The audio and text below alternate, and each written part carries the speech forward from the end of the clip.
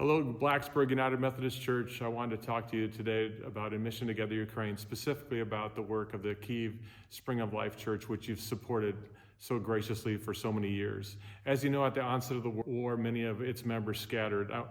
And you remember Pavlo Osipenko. He worked tirelessly to establish two ongoing shelters that still serve displaced persons in Ukraine today. But he has, at the birth of his third child, he has joined his family in the Netherlands. But there he tells me they gather 15 to 20 people weekly, Ukrainian refugees, for support, Bible study, prayer, encouragement.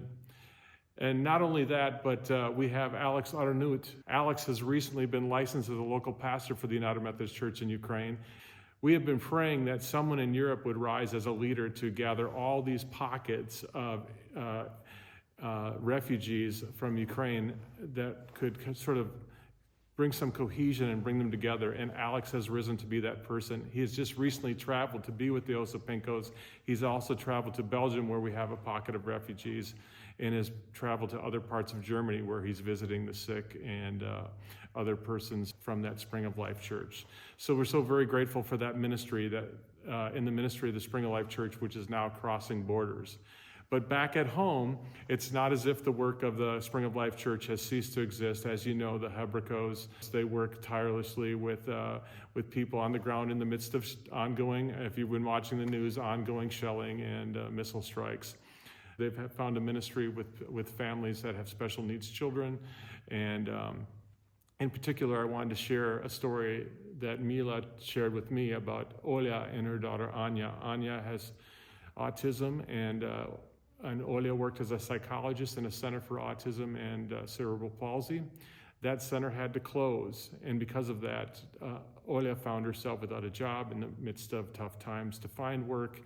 And it was because of contributions of Blacksburg United Methodist Church that sustained her during that time. I'm proud to tell you today that Olia has found work in a boarding house for children with autism and other special needs.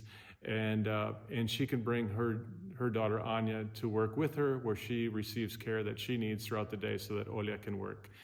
Because of the scattering of people everywhere, the United Methodist Church in Ukraine really believes it's time to really emphasize the development of our young people.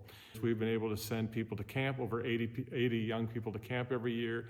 Thank you to your youth group and others like you that have continued to give support for ministries like that.